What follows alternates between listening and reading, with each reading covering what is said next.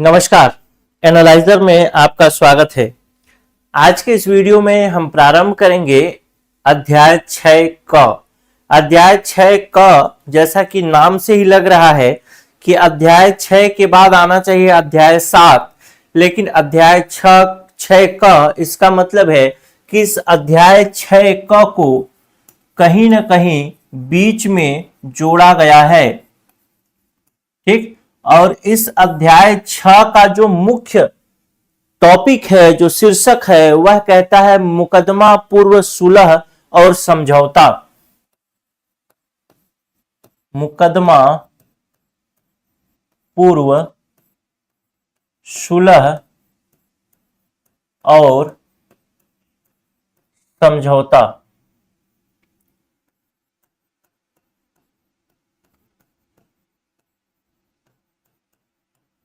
ये जो अध्याय 6 है, इसके अंतर्गत जो भी बातें जोड़ी गई, लिखी गई, यह जोड़ा गया 2002 में।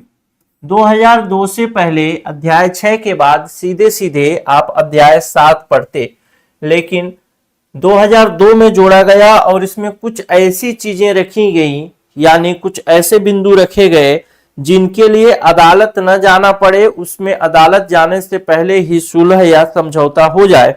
इसका मतलब ये था कि जब ये कुछ नया जोड़ा गया तो कुछ नई परिभाषाएं भी इसके अंतर्गत आएंगी, कुछ नए पॉइंट्स इसके अंतर्गत कवर होंगे। तो इसके अंतर्गत हम देखेंगे अध्याय 6 के अंतर्गत सबसे पहला धारा है जो कि धारा 22 का होगा। धारा 22 का इसलिए क्योंकि धारा 22 तक तो हमने पढ़ा ही था पिछले वीडियो में, जिसमें हम लोक अदालतों की शक्तियां देखे थे। अब धारा 22 के बाद हमको पढ़ना चाहिए धारा 23, लेकिन चूंकि ये 2002 में संशोधन हुआ तो बीच में जगह था नहीं, तो धारा 22 क के नाम से इसको रख दिया गया। धारा 22 क के अंतर्गत परिभाषा की बात की गई है, यानी आगे कुछ जो अध्याय 6 के अंतर्गत कुछ टर्मिनोलॉजी आएंगी, उसकी परिभाषाएं क्या होंगी, बाकी परिभाषाएं सेम होंगी और बाकी और जो नया परिभाषा होगा वो इसमें आगे पढ़ेंगे। सबसे पहला परिभाषा जो है वो कहता है इसमें स्थायी लोक अदालत के विषय में। का नंबर पॉइंट कहता है स्थायी लोक अदालत। स्थायी लोक अदालत का क्या मतलब है तो आगे हम पढ़ेंगे। जो धारा 22 ख के अंतर्गत जिस लोक अदालत की बात करने वाले हैं वही स्थायी लोक अदालत होगा, यानी इसके गठन के बारे में धारा 22 ख में बताया गया है। इसके अलावा दूसरा जो एक परिभाषा बताया गया है जो है लोक उपयोगी सेवा। ख नंबर पॉइंट लोक उपयोगी सेवा। लोक उपयोगी सेवाएं क्या हैं तो इसके अंतर्गत कुछ पॉइंट्स बताए गए हैं। जैसे पहला आप लिखिए, मैं लिख नहीं रहा हूं। वायु, सड़क या जल मार्ग द्वारा यात्रियों या माल के वहन के लिए यातायात सेवा। यानी सबसे पहला पॉइंट क्या होगा यातायात सेवा में, पहला बिंदु है वो है लोक उपयोगी सेवा में जो पहला बिंदु है वह पहला बिंदु है यातायात सेवा। यातायात सेवा का मतलब क्या है कि चाहे वायु मार्ग हो, चाहे सड़क मार्ग हो, चाहे जल मार्ग हो, चाहे उसमें व्यक्तियों को लाया ले जाया जा रहा हो, पैसेंजर यानी जो क्या बोलते हैं उनको, पैसेंजर मतलब यात्री को लाया ले जाया जाता हो, या फिर माल की ढुलाई होती हो, वो सब यातायात सेवा के अंतर्गत आएंगे। इसके अलावा दूसरा नंबर पॉइंट है डाक, तार या टेलीफोन सेवा। तीसरा नंबर पॉइंट है किसी स्थापन द्वारा जनता को विद्युत, प्रकाश, जल का प्रदाय। तीसरा नंबर पॉइंट है। चौथा नंबर पॉइंट है सार्वजनिक मल वहन या स्वच्छता प्रणाली। पांचवा नंबर पॉइंट है अस्पताल या औषधालय सेवा। छठवां नंबर पॉइंट है बीमा सेवा। तो 6 प्रकार के लोक उपयोगी सेवा या 6 लोक उपयोगी सेवाओं के बारे में ये बात करता है, जो कि शुरू होता है यातायात से और खत्म होता है बीमा सेवा से। इसके अलावा इसके अंतर्गत कोई और भी सेवा शामिल हो सकती है। केंद्र सरकार या राज्य सरकार लोक हित में ऐसी अधिसूचना अगर जारी करती है तो किसी और सेवा को भी लोक सेवा बनाया जा सकता है, लोक उपयोगी सेवा बनाया जा सकता है। अब ये लोक उपयोगी सेवा इतना महत्वपूर्ण क्यों है? क्योंकि आगे जब हम पढ़ेंगे मुकदमा पूर्व सुलह और समझौता के अंतर्गत स्थायी लोक अदालत की बात करेंगे, तो स्थायी लोक अदालत इसी लोक उपयोगी सेवा पर काम करेगा, यानी लोक उपयोगी सेवाओं के अंतर्गत जो डिस्प्यूट होंगे, जो विवाद होंगे, जो मामले बनेंगे, उसको निपटाने का काम करेगा। इसीलिए इन सेवाओं को जानना अति आवश्यक है। उम्मीद करता हूं कि आप लिख लिए होंगे। अब हम देखेंगे धारा 22 ख। ठीक, धारा 22 क देख लिया। अब हम लिखते हैं, तो धारा भी लिखना है। अब हम देखेंगे धारा 22 ख। तो धारा 22 ख क्या होगा, पहले से आपको पता हो चुका है कि इसमें हम बात करेंगे किसकी? स्थायी लोक अदालत की। क्योंकि हमने अभी इससे पहले वाले धारा 22 क में जिसमें हमने परिभाषा देखा, परिभाषा में हमने 2 ही परिभाषाएं देखी, एक तो स्थायी लोक अदालत के बारे में और दूसरा जन उपयोगी सेवा या फिर क्या कहें लोक उपयोगी सेवा के बारे में।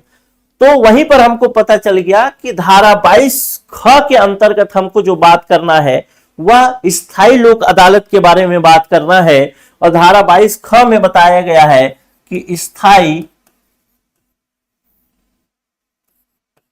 स्थायी लोक अदालत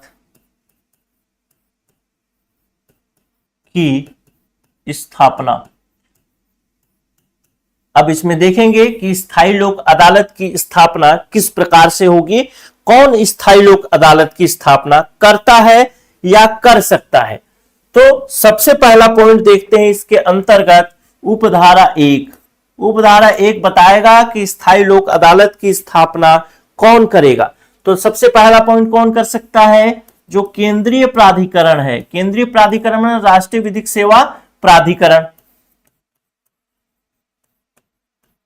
या दूसरा नंबर पॉइंट हो सकता है राज्य प्राधिकरण। राज्य प्राधिकरण मतलब राज्य विधिक सेवा प्राधिकरण। केंद्रीय प्राधिकरण या राज्य प्राधिकरण अधिसूचना द्वारा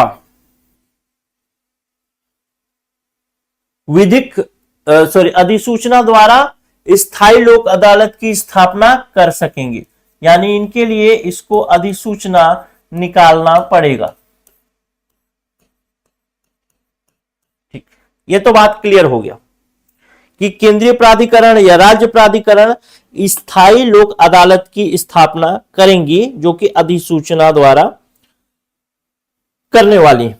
अब जो ये स्थायी लोक अदालत बनेगी, यह स्थायी लोक अदालत का स्थान क्या होगा, कौन से स्थान पर होगा, तो यह बताया जाएगा अधिसूचना में। सवाल नंबर 3 कि यह स्थायी लोक अदालत क्यों बनाया जा रहा है, इसका उत्तर भी यहीं पर दिया गया है। जो हमने सेवाएं पढ़ी, कौन कौन सी सेवाएं, जो 6 प्रकार की सेवाएं पढ़ी, जो लोक उपयोगी सेवाएं पढ़ी हमने, तो ये जो स्थायी लोक अदालत बनेंगी, ये लोक उपयोगी सेवाओं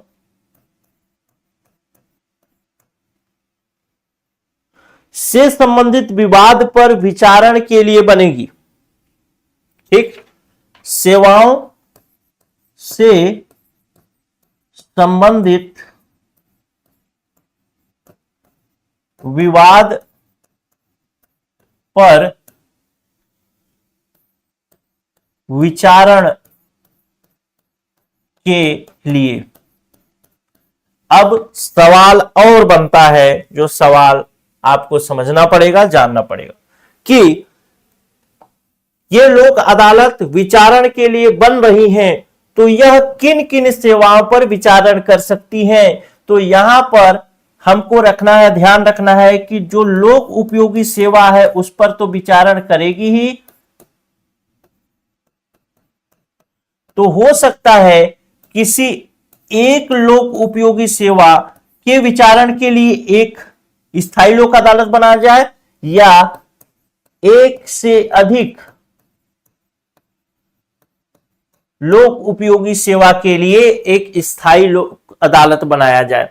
अब कोई लोक अदालत एक ही सेवा के लिए विचारण करेगी, एक ही लोक उपयोगी सेवा के लिए विचारण करेगी, या एक से अधिक लोक उपयोगी सेवा के लिए विचारण करेगी, यह निर्धारण कौन करेगा। तो यह निर्धारण करने की जिम्मेदारी होगी केंद्रीय प्राधिकरण या राज्य प्राधिकरण की। केंद्रीय प्राधिकरण या राज्य प्राधिकरण अधिसूचना में जो स्थान बताएगा और जितने सेवाओं की बात वो करेगा उतनी सेवाओं के बारे में वह विचारण कर सकता है।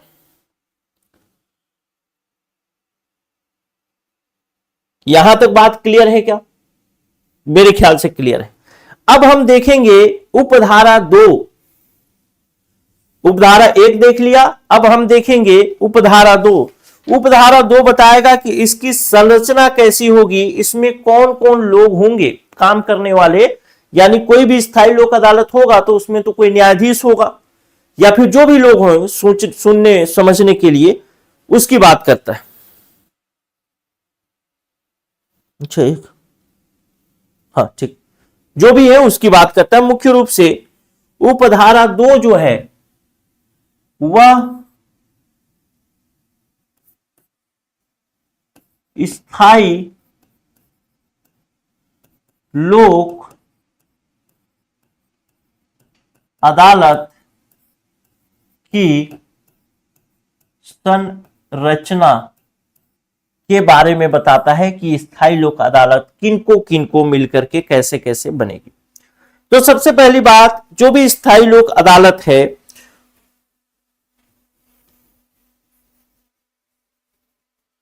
उसके अंतर्गत जो भी व्यक्ति नियुक्त करेगी, करने वाला जो संस्था होगा, यानी स्थायी लोक अदालत के अंतर्गत जो नियुक्ति की जाएगी वह नियुक्ति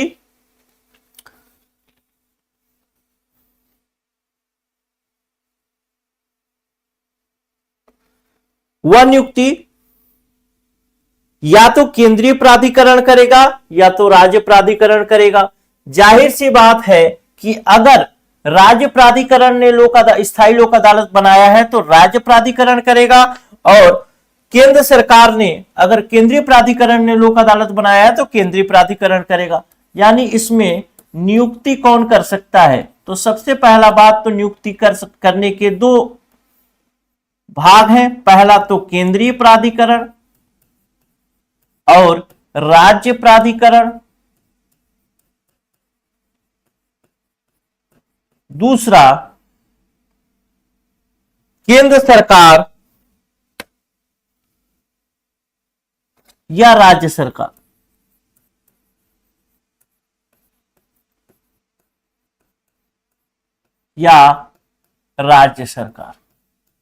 लेकिन जब केंद्र सरकार या राज्य सरकार करेगी नियुक्ति तो उसे सलाह लेना पड़ेगा किससे? अगर केंद्र सरकार नियुक्ति कर रही है इसका मतलब वह केंद्रीय प्राधिकरण द्वारा स्थापित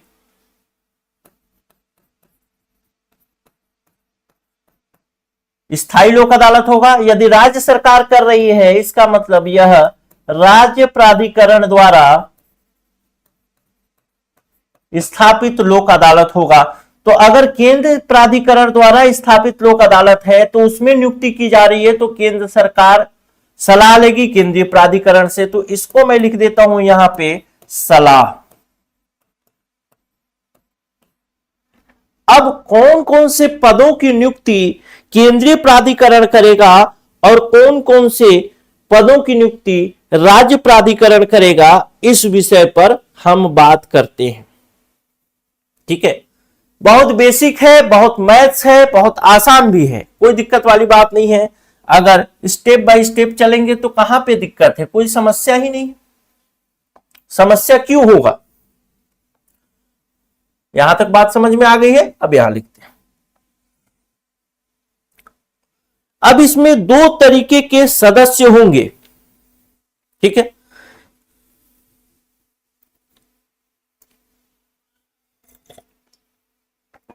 या दो तरीके के व्यक्ति नियुक्त किए जाएंगे। का नंबर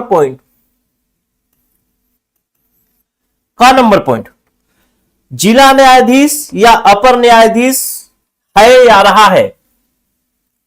का नंबर पॉइंट में कौन हो सकता है? पहला तो जिला न्यायाधीश, जिला या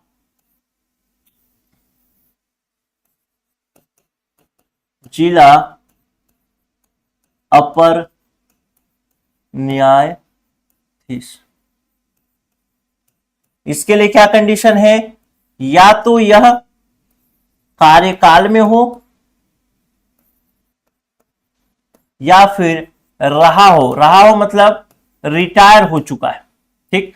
ये तो रहा पहला नंबर पॉइंट। अब दूसरा नंबर पॉइंट देखते हैं। जिला न्यायाधीश की पंक्ति से उच्चतर पंक्ति का न्यायिक पद धारण किए हुए हो। यानी एक तो जिला न्यायाधीश या अपर न्यायाधीश हो सकता है, इसमें दोनों कंडीशन है कि वह कार्यकाल में भी हो सकता है या फिर रहा हो यानी रिटायर भी हो चुका है, सेवानिवृत्त भी हो चुका है या सेवारत है। दोनों शब्द लिख देता हूं, इसको थोड़ा सा ध्यान रखिएगा। पहला शब्द हुआ सेवारत, दूसरा शब्द हुआ सेवानिवृत्त।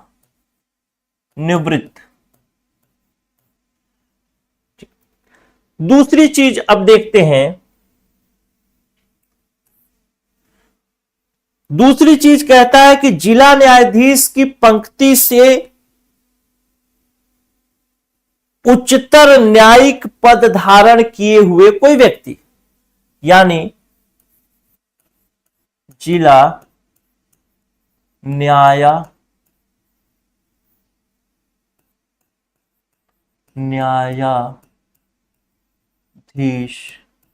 से उच्च पद धारक। उच्च पद धारक कौन होगा? वो पंक्ति का उच्च न्यायिक पद धारक ना, इसको लिख देता हूं, उच्च न्यायिक पद धारक।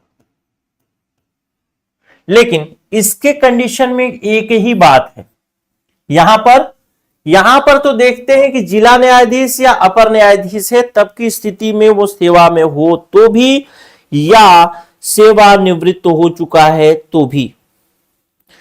लेकिन अगर जिला न्यायाधीश से उच्च न्यायिक पद धारक कोई व्यक्ति है तो वह केवल और केवल सेवारत हो सकता है।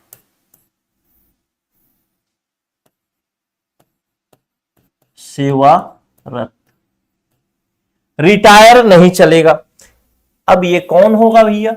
ये लोग कौन है? तो इसके बारे में बता देता हूं कि ये जो महानुभव हैं ये है अध्यक्ष।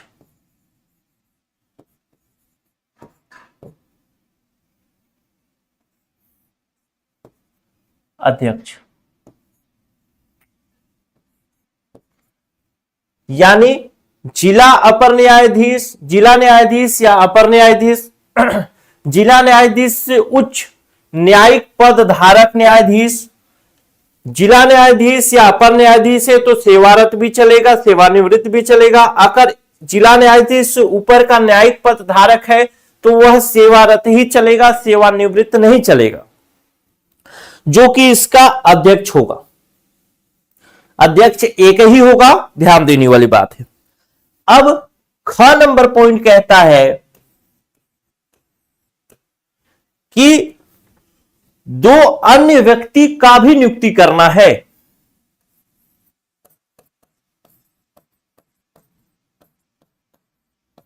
अभी हमारे पास सवाल अभी अटका हुआ है, ध्यान रखने वाली बात है कि कौन कौन से मामले में जो प्राधिकरण है वह नियुक्ति करेगा, और कौन से मामले में नियुक्ति केंद्र सरकार या राज्य सरकार करेगी। लेकिन केंद्र सरकार और राज्य सरकार करेगी तो हमेशा केंद्रीय प्राधिकरण या राज्य प्राधिकरण के सलाह पर करेगी। तो दो व्यक्ति की नियुक्ति करना है, ये दो व्यक्ति की योग्यता क्या होनी चाहिए, तो इनके पास लोक उपयोगी सेवा का पर्याप्त अनुभव होना चाहिए। दो व्यक्ति की योग्यता क्या होनी चाहिए कि इनके पास लोक उपयोगी सेवा का पर्याप्त अनुभव होना चाहिए।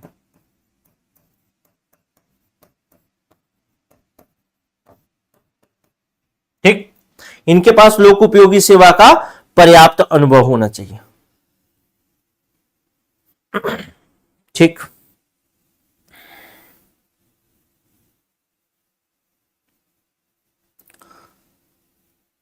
अब सवाल फिर से वहीं आ गया,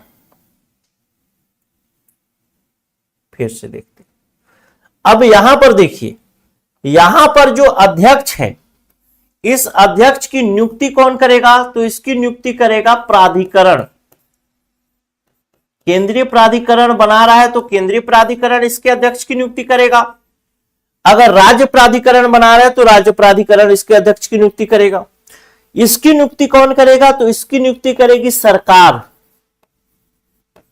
अगर केंद्र सरकार मतलब केंद्रीय प्राधिकरण कोई इस प्रकार से स्थायी लोक अदालत बना रही है तो वहां पे केंद्र सरकार करेगी, केंद्रीय प्राधिकरण की सिफारिश पर यानी सलाह पर।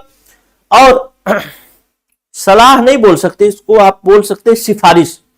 सिफारिश मतलब केंद्र सरकार को उसकी बात मानना ही पड़ेगा, जो अन्य व्यक्ति वाला मामला है उसको मानना ही पड़ेगा। इस सलाह शब्द को हटा करके मैं यहां पे लिख देता हूं सिफारिश।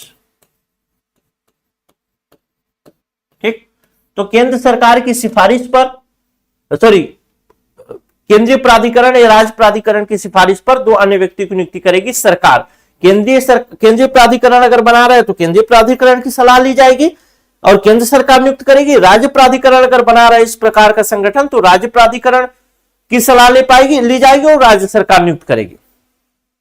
ठीक, अब इसके जो अध्यक्ष के नियुक्ति अध्यक्ष और अन्य व्यक्तियों की नियुक्ति और अन्य निबंधन की शर्तें, मतलब कार्यकाल 3-13 जो भी होता है, क्या सुविधा मिलेगी, जो भी शर्तें हैं, ठीक, इनके यानी मैं कहूं कि क और ख नंबर पॉइंट, यानी अध्यक्ष की या जो अन्य व्यक्ति की सेवा शर्तें आदि हैं, यह कैसे नियुक्त हो, कैसे मतलब निर्धारित होगा, तो जो भी इसकी सेवा शर्तें होंगी, क यहां पे लिख देता हूं, आगे बढ़ने की जरूरत क्या है,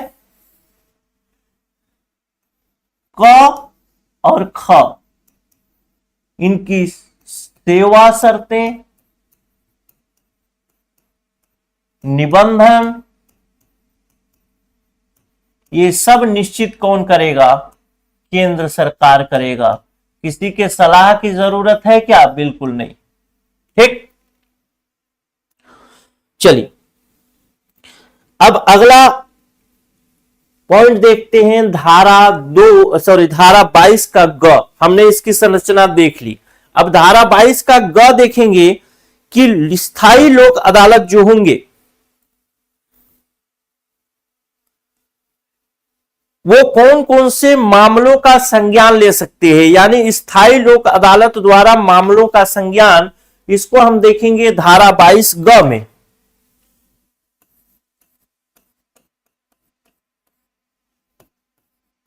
स्थायी शब्द गलत लिख दे रहा था, ऐसा होता है ना, वो मैं ई लिख दिया था। स्थायी लोक अदालतों द्वारा मामले का संज्ञान, यानी कौन कौन से मामले में संज्ञान ले सकते स्थायी लोक अदालत। तो सबसे पहला बात, किसी भी विवाद का कोई पक्षकार विवाद को किसी न्यायालय के समक्ष लाने के पूर्व विस्तार निपटाने के लिए स्थायी लोक अदालत में अपील कर सकता है। ठीक, यानी कौन से ये स्थायी लोक अदालत कौन सा मामला लेगी, तो सबसे पहला पॉइंट वो मामला लेगी जिसमें कि लोग जो हैं अदालत में नहीं गए हैं,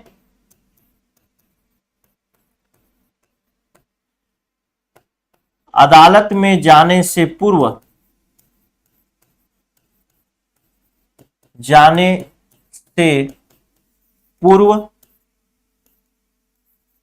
इस स्थायी लोक अदालत में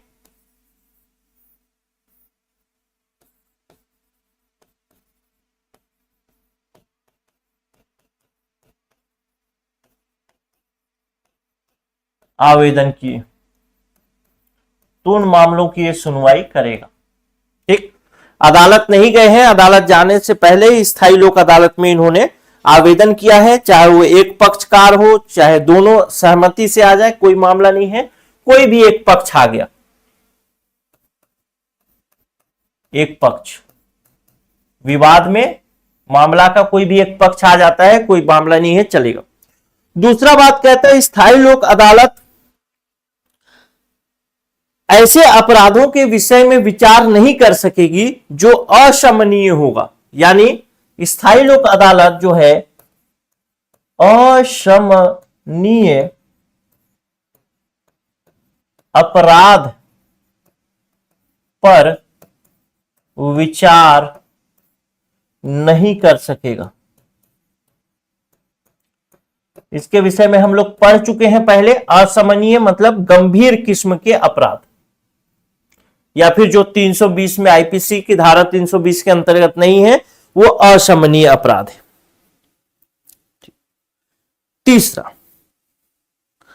तीसरा नंबर पॉइंट, अगर कोई संपत्ति का विवाद है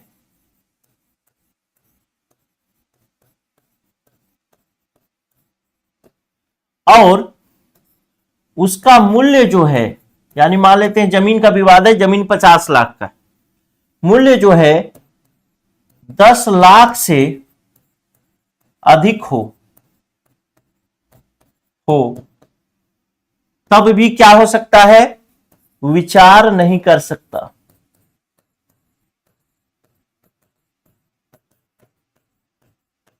लेकिन ये जो 10 लाख की सीमा है, इस 10 लाख की सीमा को केंद्र सरकार राजपत्र में अधिसूचना के द्वारा बढ़ा भी सकती है, यानी इसके 10 लाख की सीमा केंद्र सरकार बढ़ा सकती है।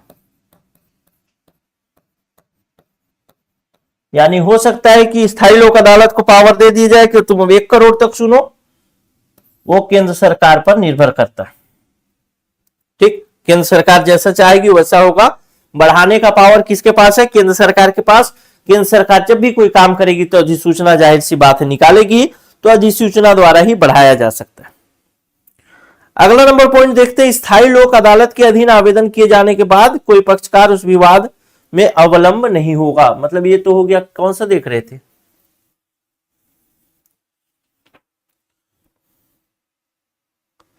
हाँ ये तो पहला देख रहे थे ना, यानी धारा 22 ग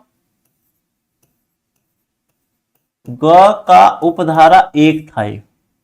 अब हम देखेंगे उपधारा 2। ठीक, उपधारा 1 देख लिया कि भाई कोई भी पक्षकार आवेदन करता है तो केस करने से पूर्व आवेदन करता है तो स्वीकार कर सकता है। जो अपराध है वो अशमनीय प्रकृति का होता है तो नहीं लेगा, केवल समनीय होगा। 10 लाख के मूल्य से नीचे होना चाहिए, तभी उस विषय पर ये स्थायी लोक अदालत विचार कर सकता है। केंद्र सरकार चाहे तो 10 लाख की सीमा को बढ़ा भी सकती। ये सब चीजें हमने देखा धारा 22 ग की उपधारा 1 के अंतर्गत। अब हम देखेंगे धारा 22 ग की उपधारा 2। धारा 22 ग की उपधारा 2 कहता है कि जब एक बार, क्या बोलते हैं उसको, आवेदन जब एक बार आवेदन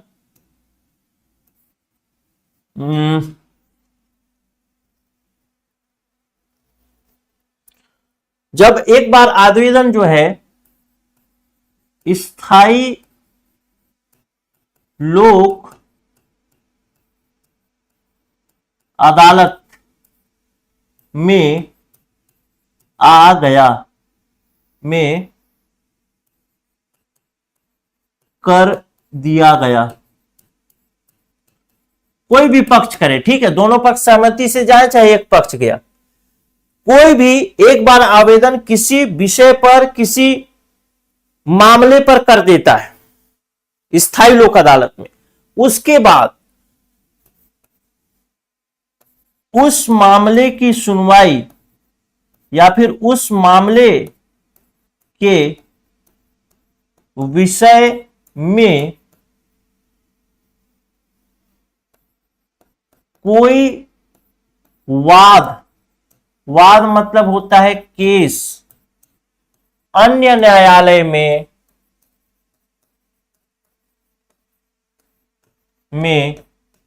नहीं किया जा सकता। ठीक, तो ये तो था उपधारा 2। अब हम देखते हैं उपधारा 3।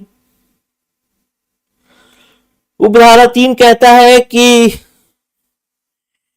जब स्थायी लोक अदालत में कोई किया जाता है तब क्या होगा, वहां ये बोलता है फाइल करने का निर्देश, विवाद, मुकदमों में समर्थन। ठीक ठीक, अब ये बताना चाह रहा है उपधारा 3 जो है वह स्थायी लोक अदालत की प्रक्रिया के बारे में बताना चाह रहा है। तो उसके लिए हम लोग चलते हैं अगले पेज में, क्योंकि ये बड़ा हो जाएगा। अगले पेज में चलते हैं, जो कि हम देखेंगे उपधारा 3 यानी धारा 22। धारा 22 नीचे लिखता हूं, ऊपर लिखते नहीं बनता। धारा 22 ग की उपधारा 3। धारा 22 ग की उपधारा 3 मुख्य रूप से आपको बताना चाह रहा है कि स्थायी लोक अदालत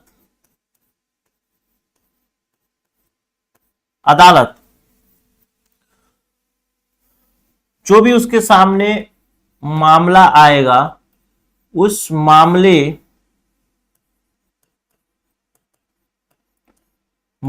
को निपटाने की प्रक्रिया। सबसे पहला बात तो स्थायी लोक अदालत के पास कोई मामला कौन सी धारा के अंतर्गत आएगा, तो आप बोलेंगे धारा 22 ग की उपधारा 1 के अंतर्गत यह मामला उसके सामने आएगा। धारा 22 ग की उपधारा 1 के अंतर्गत, क्योंकि धारा 22 ग की उपधारा 1 में ही हमने देखा कि कोई पक्षकार जो है जाकर के आवेदन करता है स्थायी लोक अदालत में कि इन सेवाओं से संबंधित कोई बात है। ठीक, जो भी सेवाओं के विषय में उस लोक अदालत को अधिसूचित किया गया होगा, जैसा कि केंद्र प्राधिकरण या राज्य प्राधिकरण अपना लोक अदालत बनाएगी स्थायी लोक अदालत, तो उसमें उसको अधिसूचित करेगी, जिसको कि हम लोग पहले ही देख चुके हैं धारा 22 ख के अंतर्गत। क्लियर है? आवेदन कहां से आया? धारा 22 ग की उपधारा 1 के अंतर्गत आवेदन आया। अब उस आवेदन पर जब यह विचार करेगा,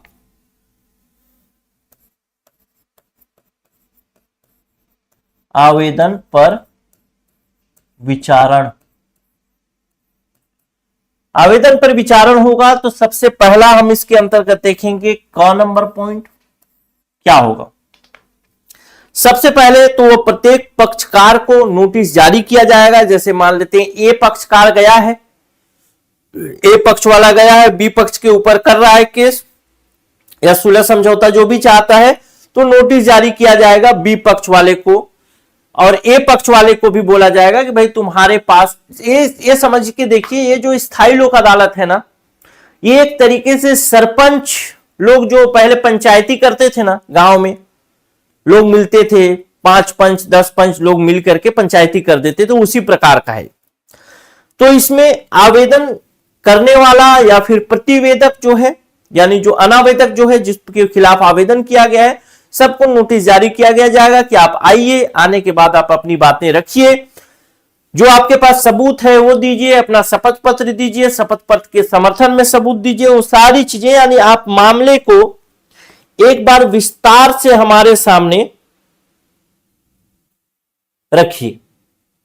तो ये सब चीजें होगी क नंबर पॉइंट के अंतर्गत। और इसमें आप एक सामान्य से सीखिए कि दोनों पक्ष मामले को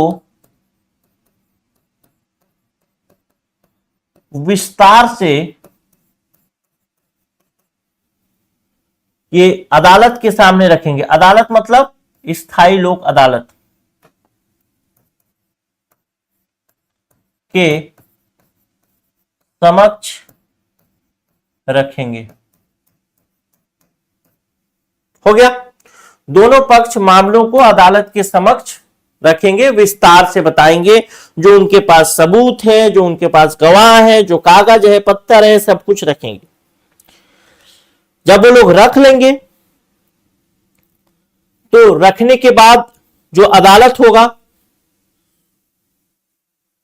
वह ख नंबर पॉइंट में आएगा। अदालत दोनों पक्षों की बातों को सुनेगा, फिर ख नंबर पॉइंट में आएगा। ख नंबर पॉइंट में दोनों पक्षों को देखने के बाद अदालत को ऐसा लगता है कि किसी पक्ष ने कह दिया, मान लेते हैं कि कुछ भी बात कह दी और उसका सबूत अदालत के समक्ष नहीं रखा गया, स्थायी लोक अदालत के समक्ष नहीं रखा गया।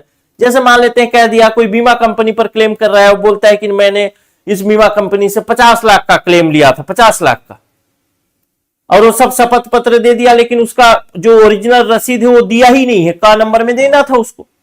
तो अदालत जो अतिरिक्त दस्तावेज है, अतिरिक्त सबूत है, रिक्त सबूत लिख रहा हूं, अतिरिक्त दस्तावेज, आप समझ जाइएगा क्या कहना चाहता हूं, प्रस्तुत करने हेतु कह सकती,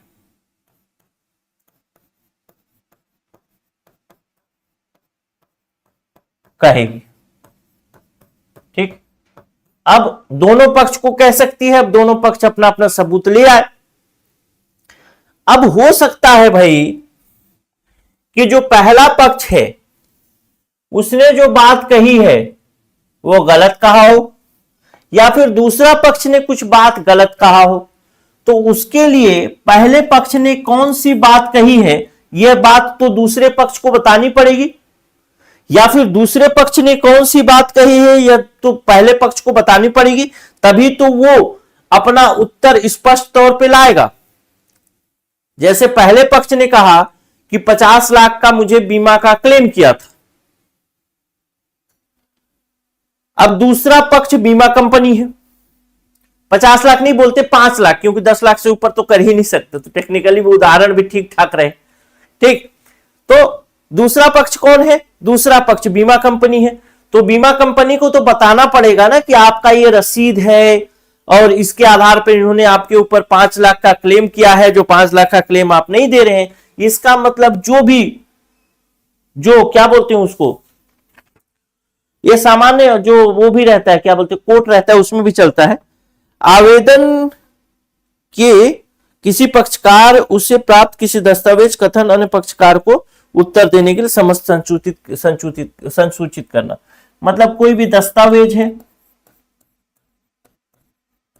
कोई भी शपथ पत्र है आदि है,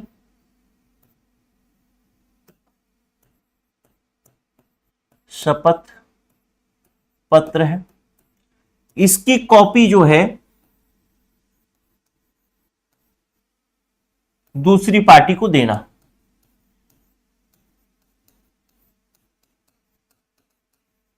मैं सामान्य तौर पे समझाने वाली भाषा में लिख रहा हूं। अब ये क्यों दे रहा है, ताकि दूसरी पार्टी क्या दे सके, उत्तर दे सके। यानी मान लेते हैं ए पार्टी है और ये बी पार्टी है, ठीक, इसी के लिए दिया जा रहा है। तो ऐसा मामला, ऐसा प्रक्रिया सामान्य अदालत में भी चलता है, लेकिन इसमें थोड़ा प्रक्रिया बहुत फास्ट चल रहा है। समान अदालत में ऐसा फास्ट नहीं चलता, लेकिन समान अदालत में भी अगर आप सिविल सूट करेंगे, सिविल मामला होगा, सिविल नेचर का मामला होगा, व्यवहारवाद का मामला होगा, तो ऐसा आपको एक कॉपी मिलेगा ही मिलेगा। और उसमें भी सामान्य तौर पर इसी तरीके से बातें चलती रहती हैं, लेकिन उसमें कुछ चीजें बदल जाती हैं। जैसे मेरा जो केस चल रहा है, उस केस में पहले मैं वहां पर आवेदन किया, प्रार्थना लेकर के गया कि भाई मेरी ये समस्या है, सिविल नेचर का कोर्ट है मेरा, व्यवहारवाद का। तो जज साहब के सामने कि मेरी प्रार्थना ये है, तो जज साहब ने फिर एक नोटिस जारी किया, जो सेकेंड पार्टी है उसको, सेकेंड पार्टी आएगी तो फिर वो अपना पक्ष रखेगी कि मैं केस लड़ना चाहता हूं कि नहीं लड़ना चाहता हूं। फिर वो केस लड़ेगा तो फिर वो अपनी बात रखेगा, और उसकी बात रखने के लिए फिर उसको ये चीज चाहिए, ये जो ग नंबर पॉइंट में है ये पहले ही उसको चाहिए। क्यों? क्योंकि उसके जवाब में ही तो उसको कुछ देना है। उस पर जो आरोप लगाया हूं उस आरोप को दरकिनार करना चाहता है, तो आरोप क्या है वो तो पता चलना चाहिए। तो उस तरीके से चलता है, इसमें इस तरीके से चलता है, ठीक, बहुत अंतर नहीं। जब ये सब चीजें हो जाएंगी, दोनों पक्ष उत्तर प्रत्युत्तर कर लेंगे, सब चीजें हो जाएंगी, तो आ जाएंगे हम उपधारा 4 में।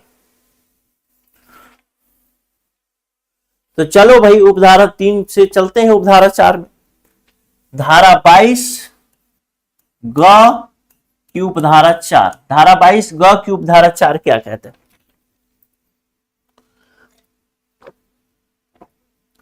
कहता है कि जब कोई कथन, अतिरिक्त कथन, उत्तर आदि कोई हो उपधारा 3 के अधीन स्थायी लोक अदालत समाधान पत्र रूप से फाइल किया गया है, तब आवेदन पक्षकारों के बीच सुलह कार्यवाहियां ऐसी रीति से करेगी कि विवाद की परिस्थितियों को ध्यान में रखते हुए उचित समझे।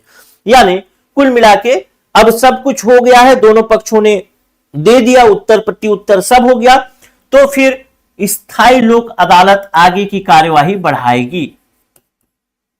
स्थायी लोक अदालत क्या करेगी? कार्यवाही बढ़ाएगी। और कार्यवाही इसको कैसी करनी है? तो कार्यवाही ध्यान ये रखना है कि जैसा भी विवाद का नेचर होगा, विवाद की परिस्थिति होगी, उस विवाद की परिस्थिति के अनुसार उसका निपटान करना है। यानी ये इसका क्या हो गया? स्वविवेक हो गया। विवाद की परिस्थिति के अनुसार क्या हो गया? ये इसका स्व विवेक हो गया। और जब ये इसका स्व विवेक हो गया मेरे दोस्त, ठीक, लेकिन ध्यान रखना यह है कि इस सब कार्यवाही के केंद्र में, सेंटर में क्या होगा? तो केंद्र में यही होगा कि जो स्थायी लोक अदालत है वह विवाद को समझौता के साथ निपटाने की कोशिश करेगी। एक पक्षीय मतलब जो है किसी को दुखी दे करके नहीं, आपस में समझौता हो जाए, सेटलमेंट हो जाए, वैसा कोशिश करेगी।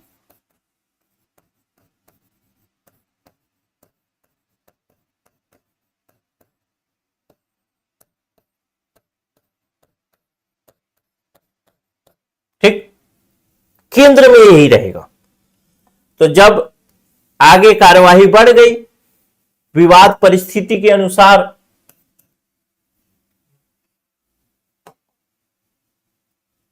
परिस्थिति लिखी थी, परिस्थिति के अनुसार उसको निर्णय लेना है। जैसी भी परिस्थिति होगी उस परिस्थिति के अनुसार उसको आगे कार्यवाही करेगा। अब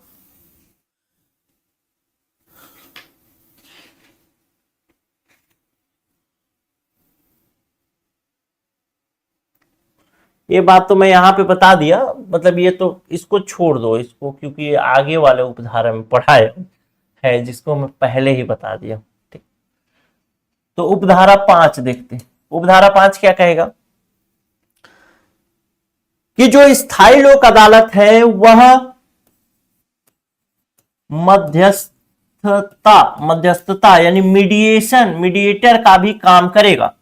मध्यस्थता का काम कैसे करेगा? यानी स्थायी लोक अदालत कोशिश करेगा कि दोनों पक्षों का विवाद जो है वह निपट जाए।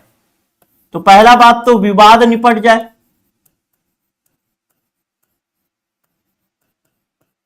दूसरा बात, ऐसे विवाद के निपटान में दोनों पक्ष संतुष्ट हों, यानी ऐसा ना हो किसी को कोई गिला शिकवा ना हो। तीसरा नंबर पॉइंट करेगा कि ये सौहार्दपूर्ण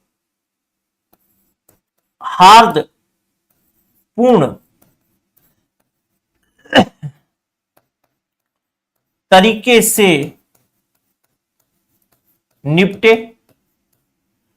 चौथा नंबर पॉइंट, यह कोशिश करेगा कि दोनों के बीच समझौता हो जाए। अगर नहीं निपटेगा तो फिर ये लोग क्या करेंगे? हो सकता है कि ये लोग आपस में लड़े झगड़े, कहीं जाके केस फाइल करें, उधर मामला किसी और मामले में केस फाइल करें, जैसा भी हो जो भी हो। ठीक, वैसे यहां पे जो लोग स्थायी लोक अदालत है उसको अपना निर्णय थोपने का भी अधिकार है। मतलब ऐसा नहीं बोल सकते कि वो समझौता अगर नहीं मान रहे तो नहीं, वो नहीं करेगा। निर्णय थोपने का अधिकार है, तो उसको भी आगे पढ़ेंगे। अब हम देखेंगे धारा 5 हो, उपधारा 5 हो गया, उपधारा 6 देखते हैं। उपधारा 6, इसमें लिखा है कि जो पार्टीज हैं, पार्टीज मतलब क्या बोलते हैं उसको? पक्षकार बोल सकते हैं इसको, हिंदी में बोलेंगे आप, नीचे लिखता हूं। उपधारा 6, पक्षकार के कर्तव्य। पक्षकार के क्या कर्तव्य होंगे? पक्षकारों के क्या कर्तव्य होंगे? तो इसमें कर्तव्य ये देना है कि जो कोर्ट बोले, यानी स्थायी अदालत जो बोलती है, उस स्थायी अदालत के बोलने का क्या करना है? सम्मान करना है। आदेश को, जो भी आदेश देती है, जैसे कागज वागज लाने के लिए, जो भी शपथ पत्र देने के लिए, आदेश को स्वीकार करना, यानी सपोर्ट करना है लोक अदालत का। यहां अदालत लिखा मतलब स्थायी लोक अदालत की ही बात कर रहा हूं। ठीक, स्थायी लोक अदालत की बात कर रहा हूं।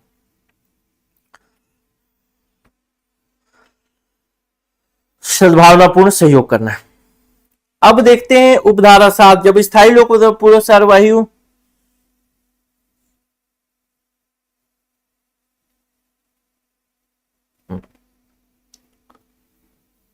उपधारा 7 देखते हैं। उपधारा 7 कहता है कि अब ऐसी परिस्थिति बन गई है मेरे दोस्त, जब वह मध्यस्थता से निपटाने की कोशिश कर रहा है, स्वविवेक से विवेक के अनुसार फैसला ले रहा है। अब एक ऐसी परिस्थिति बन गई है जब जिस परिस्थिति में एक पक्ष जो है और जो दूसरा पक्ष है, वह आपस में जो भी वहां पे बातचीत, उनका काउंसलिंग किया जा रहा है, तो एक पक्ष ए है और एक पक्ष बी, दोनों क्या हो चुके हैं? किसी एक बात पर क्या हो चुके हैं? सहमत हो चुके हैं। जैसे आपका बिजली बिल आया 25,000, आप कहते हैं ज्यादा है, इसको आप लोक अदालत में ले गए, लोक अदालत में सहमत हो गए आप और कंपनी कि आप 10,000 भरेंगे, बाकी का जो 15,000 है वो कंपनी माफ कर देगी। ऐसी सहमति बन गई है। ठीक, यानी ए पक्ष और बी पक्ष को स्थायी लोक अदालत समझाने में सफल रही, दोनों के बीच सहमति बन गई और बोले कि अब इसके बाद कोई केस वेस नहीं होगा, यहीं पे खत्म हो जाएगा। ठीक, क्लियर है? तब की स्थिति में क्या होगा? तो तब की स्थिति में इसको लिखता हूं मैं, क्या शब्द लिखूं इसको?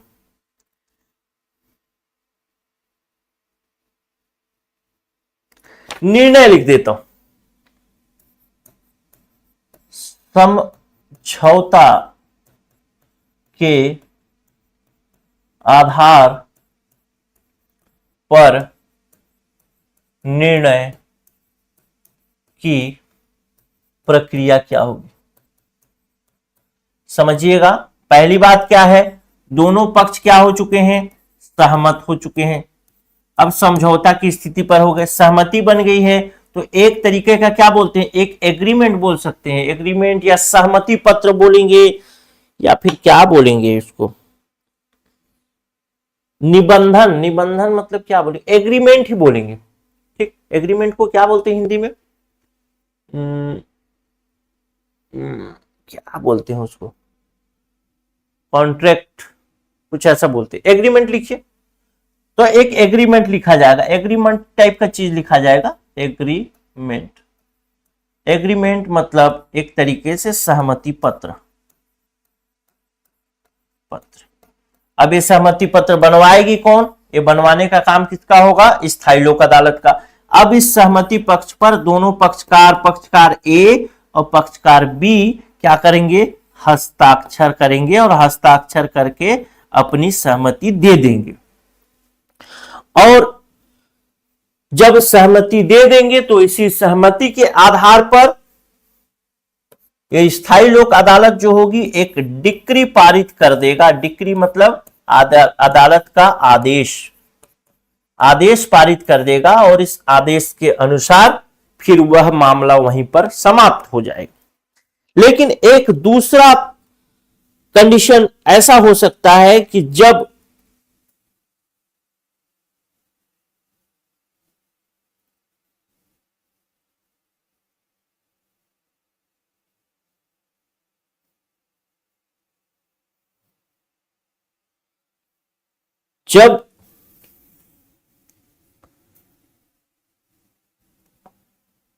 दोनों पक्ष किसी फैसले पर न पहुंचे, यानी उपधारा 8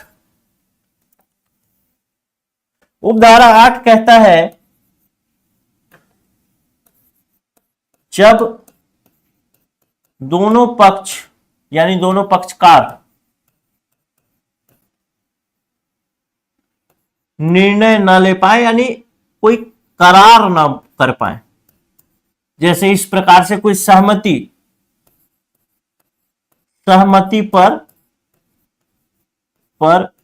ना पहुंचे, पहला बात। और दूसरा बात कि जो स्थायी लोक अदालत विचार कर रही है वह अपराध के किस्म का विवाद नहीं है, अपराध के किस्म का मामला नहीं है। अपराध किस्म का मामला कहने का मतलब क्या है, अपराध किस्म का मामला कहने का मतलब यह है कि जैसे मान लेते हैं कोई बीमा किसी ने करवाया, अब आदमी का दुर्घटना मौत हो गया, लेकिन बीमा कंपनी वाला तो नहीं मारा है, तो आपस में उन लोग का समझौता नहीं हो पाया, सहमति नहीं हो पा रहा है। ये बोल रहा है कि मैं 5 लाख लूंगा और बीमा कंपनी बोल रही है कि मैं 4 लाख दूंगी।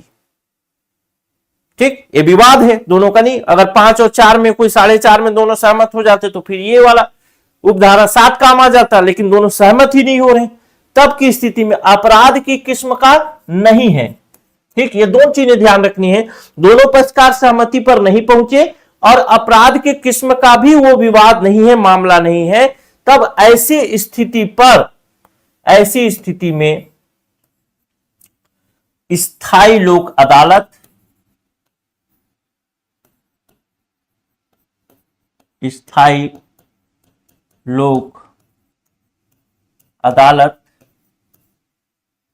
अपना निर्णय दे सकती है।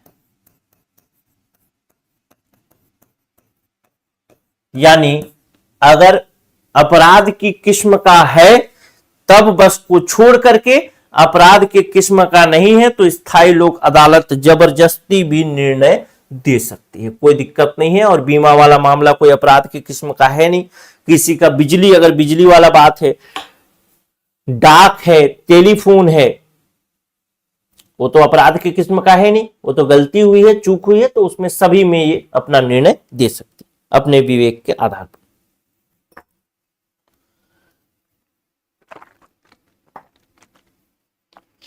अब देखते हैं धारा 22 घ।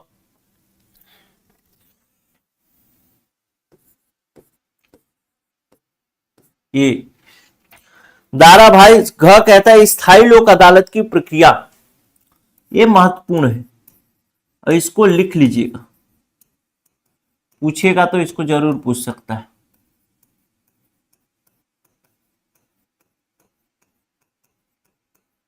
एकदम कहानी की तरह चलता है नहीं मजा तो आता ही होगा। क्या चल रहा है, थोड़ा समय लंबा लगता है लेकिन एकदम कहानी की तरह चलता रहता है। ए पॉइंट फॉलो नहीं होगा तो वो पॉइंट फॉलो होगा, वो पॉइंट फॉलो नहीं होगा वो पॉइंट फॉलो।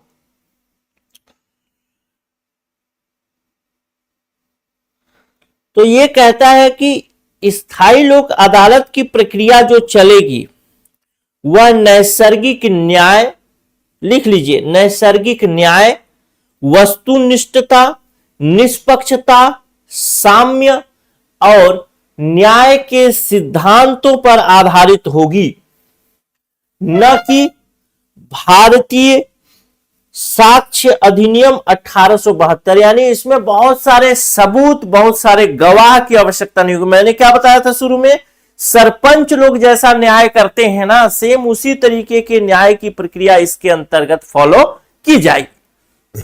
ठीक, तो इस पॉइंट को लिख लीजिए कि यहां पर सिविल प्रक्रिया संहिता जो है, इसकी प्रक्रिया जो चलेगी, ध्यान रखिएगा, सिविल जो न्यायालय होता है उसका पावर होता है इसको, धारा 22 में हमने पढ़ा था, जहां पर हमने पढ़ लिया। तो धारा 22, ध्यान रखिए, धारा 22 बोलो, धारा 22 क ख ऐसा नहीं बोलो, धारा 22 प्योर धारा 22।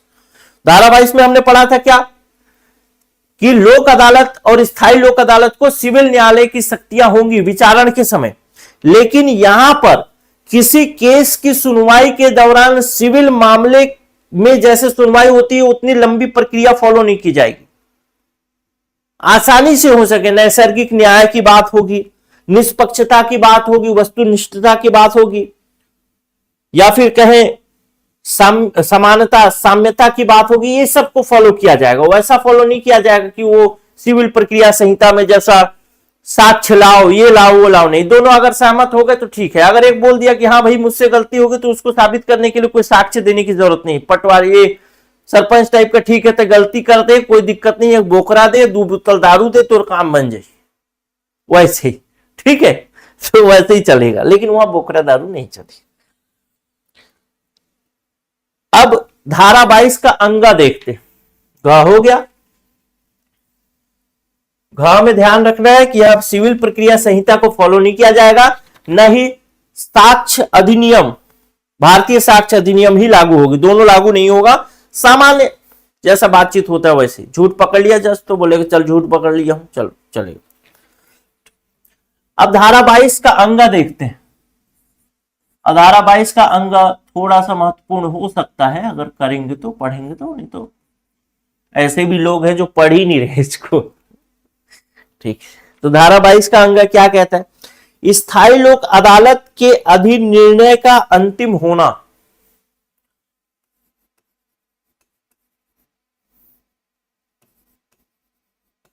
स्थायी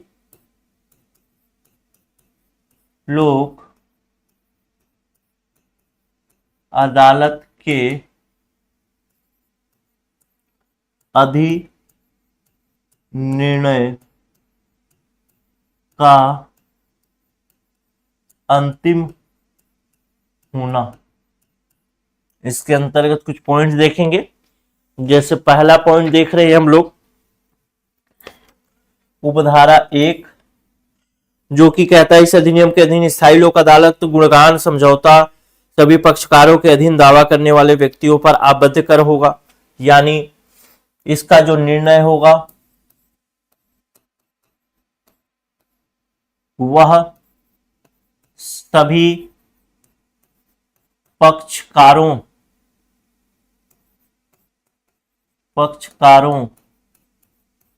पर लागू होगा।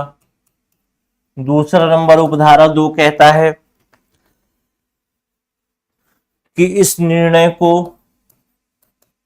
सिविल न्यायालय की डिक्री मानी जाएगी।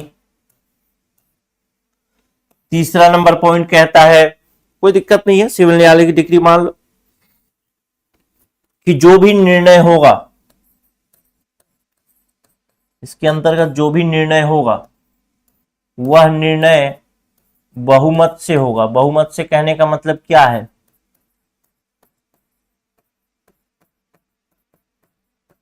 बहुमत से होने का मतलब क्या है? बहुमत से होने का मतलब क्या है कि आपको मालूम है एक अध्यक्ष है इसमें और दो सदस्य हैं। एक अध्यक्ष है और दो सदस्य हैं, तो इसमें दो लोग एक साइड होने चाहिए पक्ष में और एक विपक्ष में हो तो चलेगा। तीनों के तीनों हैं, जीरो इधर है तो कोई दिक्कत नहीं। यानी हमेशा बहुमत होना चाहिए, वही निर्णय मान्य होगा। अगर बोल दिया कि हाँ दोनों में टकरार हो जा रहा है, जज और सदस्यों में, अन्य व्यक्तियों में, तो मामला नहीं जमेगा। ठीक, बहुमत से होना चाहिए। कुल मिला के दो आदमी कम से कम होने चाहिए पक्ष में, जो निर्णय आ रहा है उसके पक्ष में। और कौन दो आदमी? जनता वाले दो आदमी नहीं, वही भाई जो बना था ना, स्थायी लोक अदालत का रचना किए थे, जिसमें एक अध्यक्ष बनाए थे, दो अन्य व्यक्ति थे, जिन अन्य व्यक्तियों की नियुक्ति केंद्र सरकार या राज्य सरकार कर रही थी, प्राधिकरण की सलाह पर कर रही थी, उन्हीं लोगों का बहुमत होना चाहिए।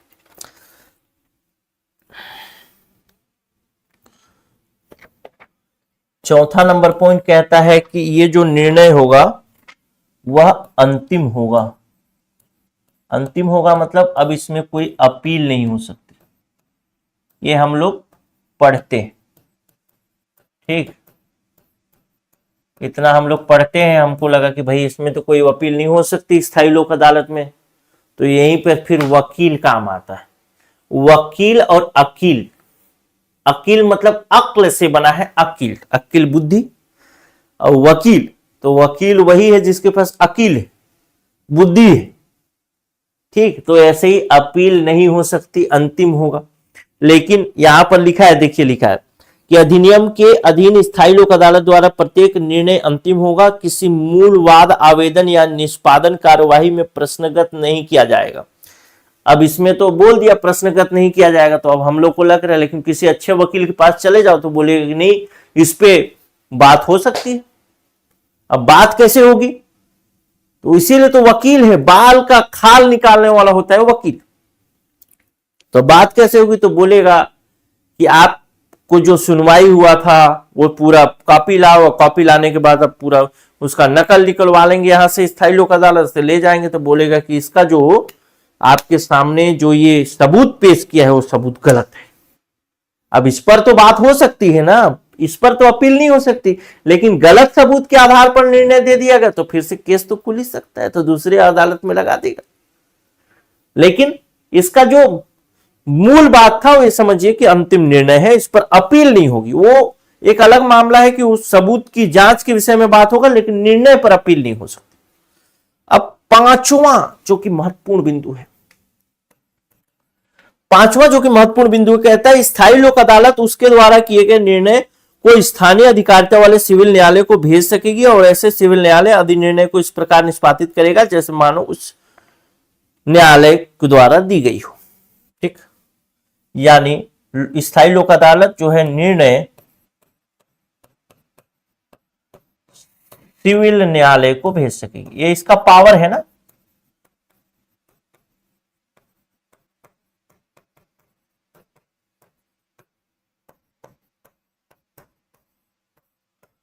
अब मान लो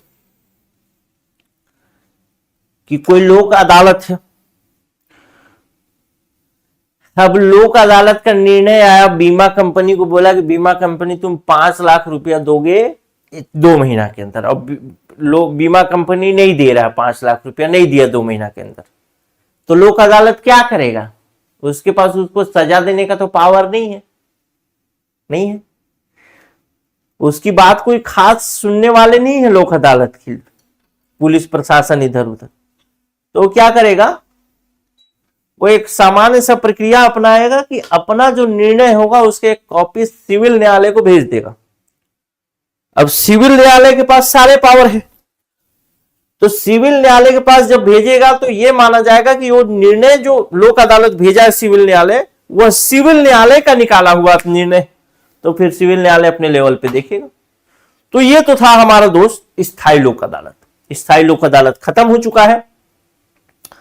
इसके बहुत सारे पॉइंट्स जो आपसे पूछे जा सकते हैं, खासकर अदालत की प्रक्रिया से संबंधित पूछा जा सकता है।